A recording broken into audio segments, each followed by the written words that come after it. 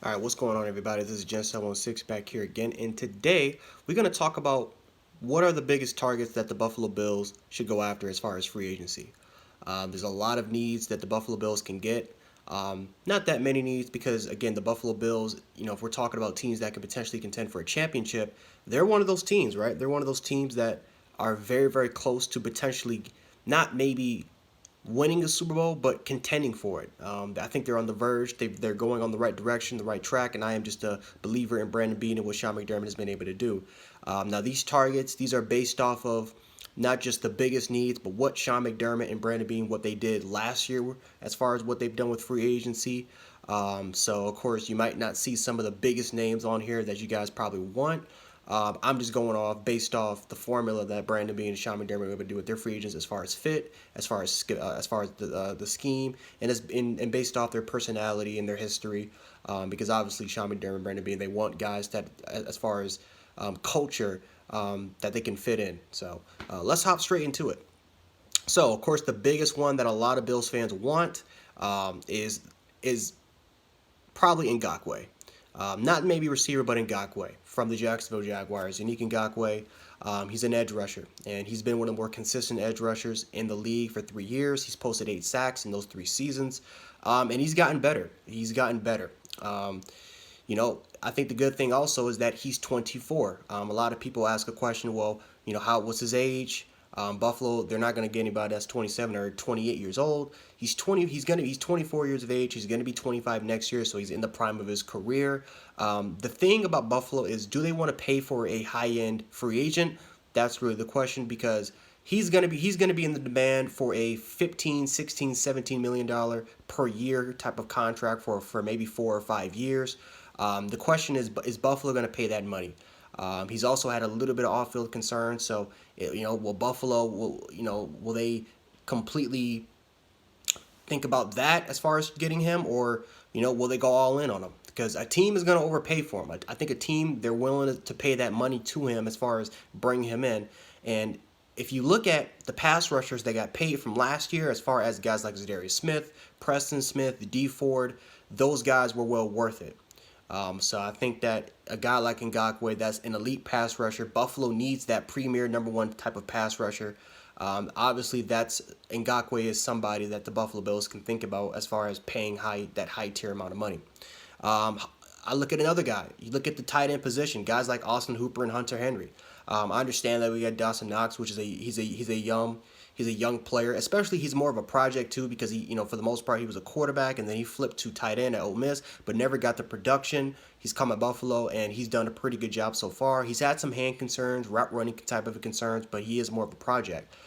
Tyler Croft was supposed to be a guy that could at least add in a 1-2 punch with him, but he's either been hurt or he just hasn't lived up to the billing. Austin Hooper's a guy that's going to be 25 years of age. He's a proven veteran. He's a proven tight end. Most importantly, he was one of the Falcons' best weapons as far as the tight end position. This is a guy that's produced over 700 yards, one of the best tight ends in the league. So, can Buffalo bring him in, potentially add in a 1-2 punch and add in another weapon for Josh Allen? That's something that we're going to find out. I look at Amari Cooper, receivers like Amari Cooper, AJ Green. Those are the two guys that I think a lot of Bills fans definitely are going to be talking about. Amari Cooper is a guy that's going to be 26 years of age. He's in the prime of his career. He's coming off another 1,000-yard season. He's had back-to-back 1,000-yard seasons. Even though he's had inconsistent play with as far as his hand usage and as far as can he really be consistent against number one corners, he has a lot of production on his plate, but there's a lot more question marks for Amari Cooper.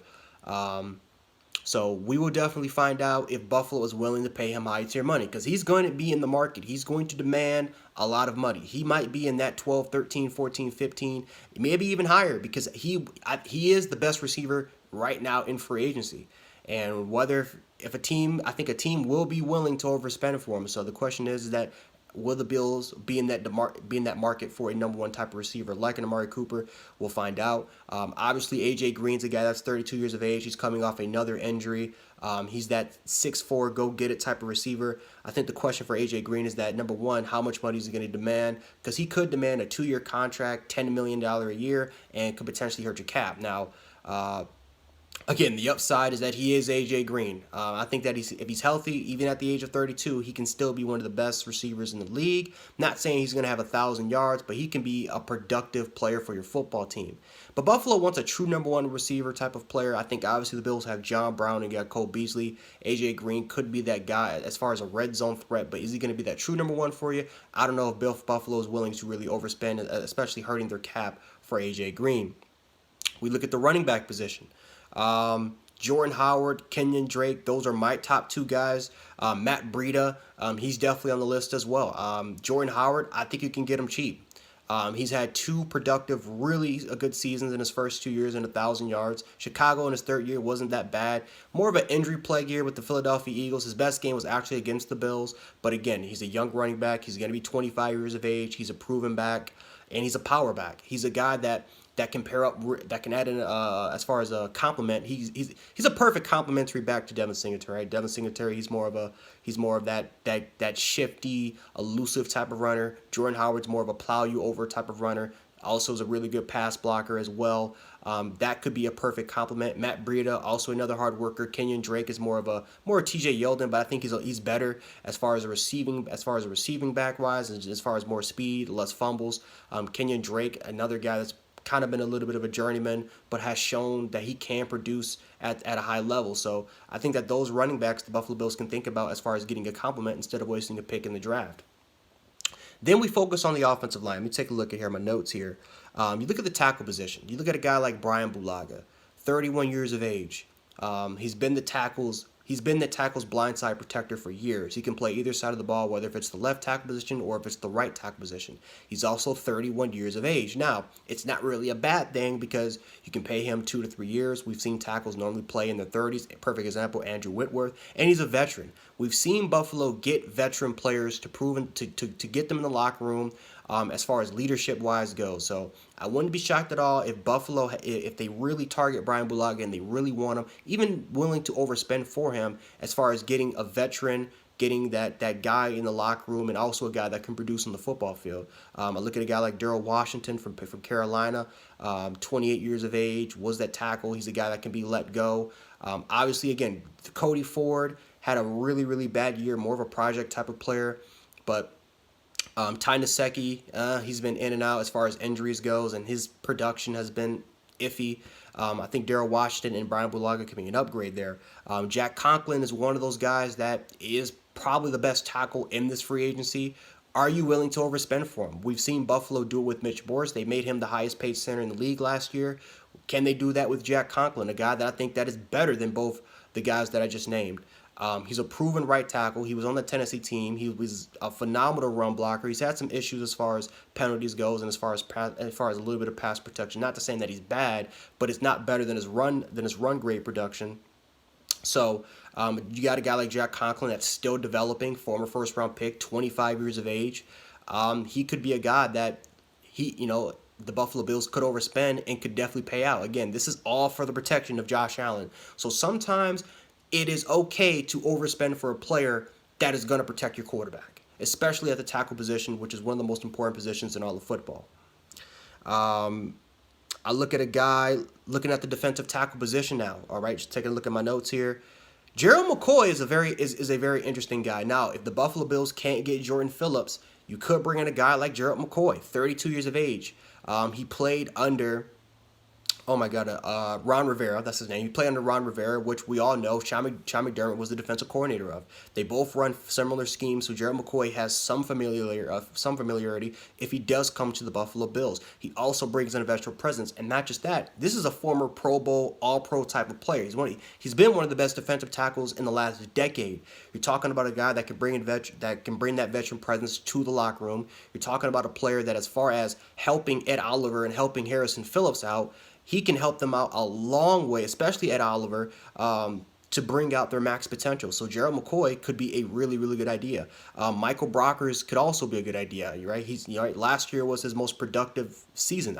This season was his most productive season as far as leading the team in tackles. He was more of a run stuffer, not a premier pass rusher like Jordan Phillips, but again, he can pair up very, very nicely with Ed Oliver and Harrison Phillips in the future. But that's if they can't get Jordan Phillips back. I look at couple defensive ends. I just named Ngakoue, Dante Flower, and Jason Pierre-Paul. Now, Jason Pierre-Paul is another veteran, but only said that he's been one of the more consistent pass rushers in the NFL for the last decade. You're talking about the guy that even though he has a hand and 3 fingers, that's a guy that this season had 8.5 sacks in 10 games. That's absolutely incredible. He's going to be a free agent. Obviously, Tampa Bay might want to sign him, but if they can't get that deal done, the Buffalo Bills are looking for a premier type of pass rusher. Obviously, this draft class is not it as far as the premier pass rushers. They could potentially sign Jason Pierre-Paul for maybe a year or two. Again, 31 years of age. You're bringing a veteran presence into your locker room, and you can also save him, especially for the next couple of years, until you maybe draft that premier pass rusher to maybe replace him, or maybe for Jason Pierre-Paul to maybe mentor him. That's a guy that you could potentially think about as far as in the future with Jason Pierre-Paul. And again, he's been extremely productive even this season. So it hasn't been any signs or indications that he is going to drop off as far as his play. Dante Flowers is a guy that I don't think is going to come here, but I think that Dante Flowers is a person that at 20 that is going to be 26 years of age. The dude had 11.5 sacks, which is a career high. Again, you want a premier number one type of pass rusher. Dante Flower was going against left tackles, right tackles. They placed him all over the place, and he was also more of a stand-up line, but he was more of a hybrid, more of a stand-up type of edge rusher type of presence. He also played more of a 3-4 type of role, especially when he was in Jacksonville. So he's had experience in both the 3-4 and the 4-3. He was more stand-up roles. Stand-up type of hybrid roles in both those teams. So I think that the familiarity that Sean McDermott wants to do with him, as far as making him an outside linebacker, but making him more of an edge rusher, more of that Lorenzo Alexander type of player, I think that he can do it and maybe even do it better because he's younger, he's a lot more fresher, and he has shown that production of getting those high-quality sacks and pressures, and especially getting after the quarterback. I look at the cornerback position, and I look at a guy like James Bradbury, a guy that, again, played under Ron Rivera, knows the familiarity of the scheme that Sean McDermott is running. He's going to be 26 years of age. Yes, he's going to be 26 years of age. Again, we're not looking for a number one. It's clear as day that your number one guy is going to be Tre'Davious White. But if the Buffalo Bills let go of Kevin Johnson, Levi Wallace has had question marks, why not bring in a guy like James Bradbury that was proven, that had a career high in three interceptions, had one of the best Pro Football Focus grades. I think he was graded out top 15 in Pro Football Focus as far as a cornerback grade. Coming into a very, very hot streak, again, brings a little bit of the veteran type of leadership into your locker room. Even though he's young, he still brings in a veteran presence in there. And you can pair him up at the number 2 position with Tre'Davious White. You do that with Micah Hyde and Jordan Poyer, and then you add the depth with Levi Wallace there. You could be talking about one of the best, if not maybe the best, potentially cornerback secondary group, top potentially in the league. Who knows? The question is that what is it going to be? Is it reasonable for the Buffalo Bills to spend the money and bring him in? That's the question. If he asks too much, I don't think they go after him. But it's something for the Buffalo Bills to think about. Kyle Van Noy, a couple linebackers really, Jamie Collins and Kyle Van Noy. We're talking about a Lorenzo Alexander type of role. Obviously, he's retired. You need players that can fill in that position. I just talked about Dante Flower. Well, how about a guy like Kyle Van Noy? You're talking about, are the New England Patriots going to sign him? The Patriots with Bill Belichick, normally they just let guys like Kyle Van Noy go, and it's more plug and play there. So I think that Kyle Van Noy will be a free agent. He is a proven guy that can rush after the quarterback, but can also play as a 4-3 stand-up type of role. I think he could be a guy that can replace Lorenzo Alexander. Now, the question is how much are they going to spend on him? Again, it could be a 1-year deal, it could be a 2-year deal, hell, it could be even a 3-year deal. As long as they don't overspend it for him where it's going to hurt your cap, Kyle Van Noy is perfect for your football team. Matter of fact, if they even if they do that, he's a proven football player. He's been one of the best linebackers in this group for years. Bringing a veteran presence like Kyle Van Noy, especially to your locker room that has championship pedigree, I think that could be huge for your football team, especially for your young linebackers like Matt Milano and Tremaine Edmonds. Jamie Collins, the same thing, right? If you don't want to bring in Kyle Van Noy, how about getting a guy like Jamie Collins, a guy that has championship pedigree, that is a proven player, that again, if you look at for how they use him, it's going to be very similar to how they use Lorenzo Alexander. How he can rush after the quarterback, but he can also play as a 4-3 outside linebacking type of role. He can also play inside if you want him to. And again, he brings in veteran presence in that championship pedigree for your players like Tremaine Edmonds and Matt Milano. I think it makes a lot more sense to bring in players like Kyle Van Noy or Jamie Collins into your really into your system. Anything else that I want to talk to you guys about?